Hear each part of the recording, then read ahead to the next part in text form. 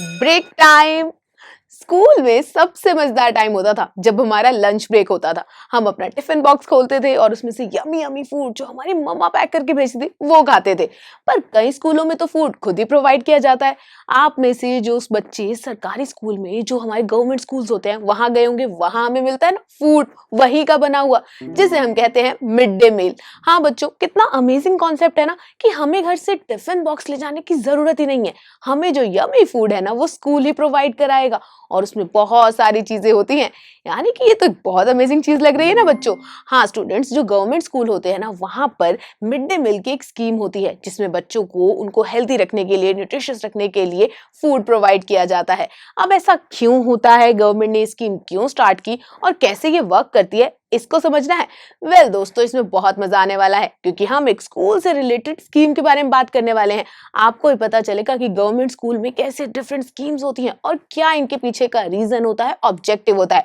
तो चलिए स्टार्ट करते हैं इस लेक्चर को, जिसमें हम बात करने वाले हैं कुछ ऐसी स्कीम्स के बारे में और स्पेशली बात करेंगे मिड डे मील के बारे में।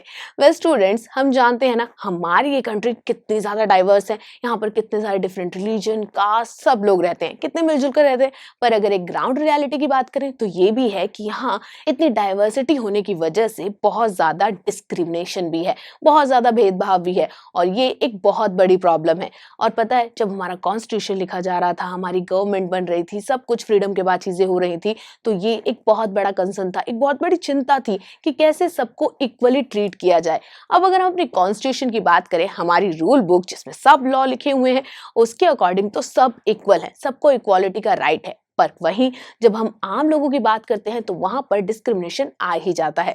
देखो दोस्तों, गवर्नमेंट ने तो कह दिया कि जो कॉन्स्टिट्यूशन है वो सबको इक्वली ट्रीट करता है और उसमें 3 मेजर प्रिंसिपल्स होते हैं। सबसे पहली बात कि जस्टिस की नजर में सब इक्वल हैं, ठीक है, और साथ ही किसी के साथ कोई डिस्क्रिमिनेशन नहीं कर सकता, किसी के साथ कोई भेदभाव नहीं हो सकता, किसी को दबाया नहीं जा सकता। और तीसरी चीज, जो भी पब्लिक प्लेसेस हैं वो सबके लिए ओपन है, सबको इक्वली उनके ऊपर हक है, वो अपने काम उससे कर सकते हैं, चाहे वो पब्लिक पार्क्स हैं, पब्लिक हॉस्पिटल्स हैं, पब्लिक स्कूल है, अगर उन्हें उसकी जरूरत पड़ती है तो वो उसे यूज कर सकते हैं। पर अगर हम गांव की बात करें, जो पुराने लोग हैं, ट्रेडिशनल पीपल्स हैं, वो आज भी कास्ट सिस्टम में बिलीव करते हैं और बहुत सारे ऐसे विलेजेस हुआ करते थे बच्चों, जहां पर ना जो छोटी जाति के लोग होते थे ना, उन्हें पब्लिक वेल्स में से, पब्लिक स्कूलों में नहीं जाने देते थे, पब्लिक वेल्स में से पानी नहीं भरने देते थे, मंदिरों में नहीं जाने देते थे, बहुत ज्यादा डिस्क्रिमिनेशन करते थे। जब ये सारी सिचुएशन सामने आई ना, तो गवर्नमेंट ने इसको सॉल्व करने के लिए कुछ स्टेप्स उठाए। उन्होंने 2 तरीके से इस चीज को खत्म करने की कोशिश की, ठीक है। सबसे पहली चीज थी राइट्स प्रोवाइड करना। राइट्स क्या होते हैं? हमें पावर दी जाती है कि हमारे पास अधिकार है, हमारे साथ अगर कुछ गलत होता है या हमें कहीं पर कोई चीज गलत लगती है तो हम उसे आवाज उठा सकते हैं, ठीक है। राइट्स तो दे दिए, पर इसके साथ उन्होंने एक और तरीके को अपनाया, जो था स्कीम्स को बनाना, प्रोग्राम्स को बनाना, ताकि जो लोग इतने ज्यादा पढ़े लिखे नहीं है, उन्हें राइट्स के बारे में समझ नहीं है, वो अपनी आवाज आगे नहीं रख सकते, उन्हें इन प्रोग्राम्स, इन स्कीम के जरिए आगे लेके आया जा सके। अब एक बच्चे के साथ अगर कुछ गलत हो रहा है तो उसे हम राइट्स के बारे में कैसे बताएंगे, उससे हम अवेयर नहीं कर सकते ना। इसीलिए कुछ ऐसे प्रोग्राम्स को बनाया गया जिससे बच्चों को ना, जो छोटी उम्र में, उससे ही सोच ये डेवलप हो सके कि उनके पास इक्वालिटी का अधिकार है, उनके पास राइट्स हैं, वो अपनी बात सामने रख सकते हैं और अगर उन्हें कोई ऐसे डोमिनेट करता है, डिस्क्रिमिनेट करने की कोशिश कर सकता है तो उसके खिलाफ आवाज भी उठा सकते हैं, ठीक है बच्चों। अब हमें राइट्स और ये स्कीम्स का प्रोग्राम समझ आ गया। राइट्स क्या होते हैं? जो हमें बहुत सारे right to equality, right to education, ये राइट्स गवर्नमेंट के थ्रू प्रोवाइड किए जाते हैं और इसकी जो प्रोटेक्शन होते हैं वो हमारा जस्टिस करता है। एक बात क्लियर हो गई। और इन स्कीम और प्रोग्राम्स का एक एग्जांपल है मिड डे मील। हाँ, वही जिसे हमने स्टार्टिंग में डिस्कस किया था, जहां पर जो गवर्नमेंट स्कूल होते हैं वहां पर फूड प्रोवाइड किया जाता है बच्चों को। अब इसके पीछे एक ही रीजन था कि सभी में इक्वालिटी की एक सेंस को डेवलप किया जा सके, सबको ये बताया जा सके कि हम सब बराबर है, हम में कोई भेदभाव नहीं है। इसी चीज को डेवलप करने के लिए और डिस्क्रिमिनेशन को रोकने के लिए ये स्कीम स्टार्ट की गई थी। तो चलिए अब थोड़ा हम जानते हैं मिड डे मील के बारे में। कुछ इन्फॉर्मेशन है जो आपको याद रखनी चाहिए, एग्जाम में भी काम आएगी और आपकी जनरल नॉलेज भी बढ़ेगी, ठीक है बच्चों। चलिए इस चीज को भी समझ लेते हैं। अब स्टूडेंट्स, जो मिड डे मील का प्रोग्राम है ना, उसे लॉन्च किया गया था 2001 में, ठीक है। हमें डेट पता चल गई। और कौन सी स्टेट में, क्या पूरी कंट्री में एक साथ हुआ था? नहीं बच्चों, इसकी शुरुआत हुई थी तमिलनाडु से, ठीक है। वहां पर इस प्रोग्राम को सबसे पहले इनिशिएट किया गया और उसके 6 मंथ के अंडर ही ना सुप्रीम कोर्ट, जो हमारी सबसे बड़ी कोर्ट है ना, उसने ये कह दिया था सभी स्टेट्स को कि सभी स्टेट में ये प्रोग्राम इनिशिएट कर देना चाहिए, सभी में ये प्रोग्राम लॉन्च हो जाना चाहिए और वहां ग्राउंड पे ये काम चालू हो जाए कि सभी बच्चों को मिड डे मील के तौर पे खाना प्रोवाइड किया जाए स्कूल्स में, ठीक है। ये सारी हमें इन्फॉर्मेशन पता चल गई कि इक्वालिटी को बढ़ाने के लिए इस प्रोग्राम की स्टार्टिंग की गई 2001 में। इसका फर्स्ट प्रोग्राम इनिशिएट किया गया कहां पर, तमिलनाडु में, और उसके 6 मंथ के अंडर अंडर सारी स्टेट्स में इस प्रोग्राम को स्टार्ट कर दिया गया, लॉन्च कर दिया गया, ताकि बच्चों को अच्छा फूड मिल सके और टाइमली फूड मिल सके। अब इसकी क्या कोई रिजल्ट्स निकल के आए, क्योंकि हमने इतना बड़ा प्रोग्राम्स तो स्टार्ट कर दिया, बच्चे स्कूल आ रहे हैं, बच्चे वहां खाना खा रहे हैं, तो इससे क्या पॉजिटिव इम्पैक्ट सामने आए? वेल बच्चों, इसका एक बहुत पॉजिटिव रिस्पॉन्स सामने आया था। आपको पता है पहले क्या होता था, जो स्कूल में बच्चे आते थे ना, वो या तो स्कूल अटेंड ही नहीं करते थे क्योंकि उन्हें पढ़ने में इंटरेस्ट नहीं होता था, या फिर वो कहीं बाहर खेलते रहते थे, या फिर वो सुबह आते थे और लंच टाइम में ना घर चले जाते थे खाना खाने के लिए और वापस ही नहीं आते थे, यानी कि उनकी अटेंडेंस बहुत ज्यादा कम थी।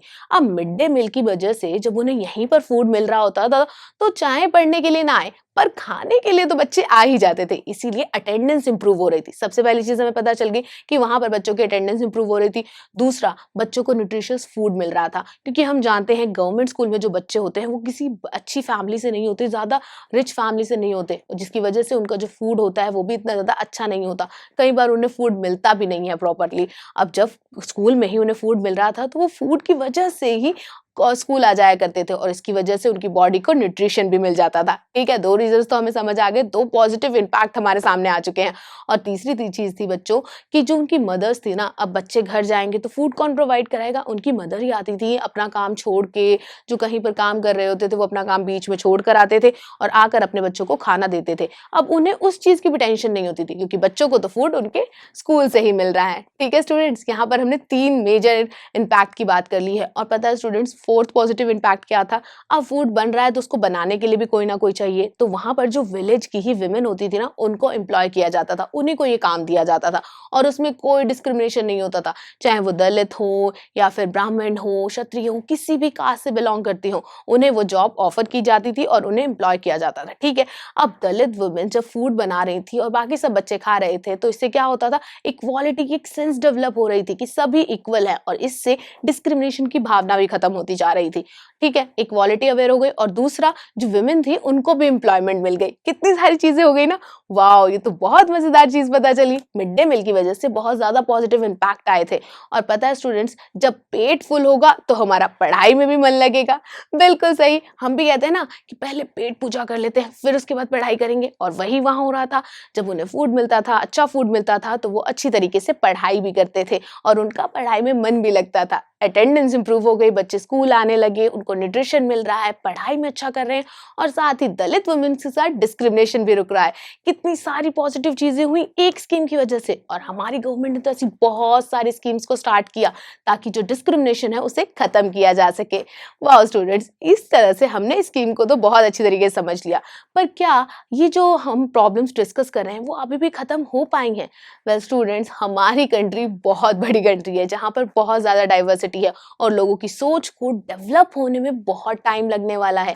इसीलिए धीरे धीरे जो स्टैंडर्ड्स हैं, जो डिस्क्रिमिनेशन है, वो खत्म तो हो रहा है, पर अभी भी कहीं ना कहीं ये चीजें बाकी हैं और इसको खत्म करने की कहीं ना कहीं रिस्पॉन्सिबिलिटी हमारी भी बनती है। गवर्नमेंट तो अपनी तरफ से स्कीम प्रोग्राम से स्टार्ट कर रही है, पर हमें भी ग्राउंड लेवल पे रहकर लोगों को अवेयर करना चाहिए कि कोई भी डिफरेंट नहीं होता है, सब ह्यूमन ही है। हमें सबकी रिस्पेक्ट करनी चाहिए, सबकी डिग्निटी की रिस्पेक्ट करनी चाहिए, किसी को भी बुरा भला नहीं बोलना चाहिए।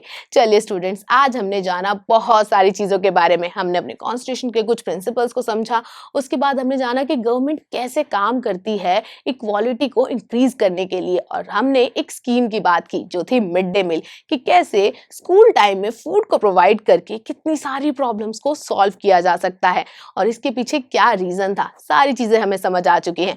चलिए स्टूडेंट्स, हमने ये टॉपिक तो बहुत अच्छे तरीके से कवर कर लिया। अब हम आपसे मिलेंगे नेक्स्ट लेक्चर में, जिसमें हम बात करने वाले हैं और भी इंटरेस्टिंग चीजों के बारे में कि कैसे दूसरी कंट्रीज में डेमोक्रेसी वर्क करती है। अब हमने अपनी कंट्री की डेमोक्रेसी की तो बात कर ली, कितने सारे चेंजेस हुए, कितनी सारी चीजों को ध्यान में रखते हुए नए लॉ, स्कीम, प्रोग्राम्स, ये सब चीजें बनाई गई। पर क्या ये प्रॉब्लम बाहर की कंट्रीज में भी है? इसके लिए हमें देखना पड़ेगा नेक्स्ट वीडियो को, जिसमें हम इस टॉपिक को बहुत अच्छे तरीके से डिस्कस करेंगे। Thank you for watching students, see you in the next lecture. I am sure students, आप लोगों को वीडियो बहुत पसंद आई होगी और इसी तरह से एक मजेदार तरीके से अपने सभी कॉन्सेप्ट्स को क्लियर करने के लिए आप लोग डाउनलोड कर सकते हैं पीयूस्टैक ऐप, जहां पर आपको और भी बहुत सारे ऑप्शंस मिल जाएंगे, जैसे कि sample papers, back size solution, tip videos and much more. So what are you waiting for? Download the app now.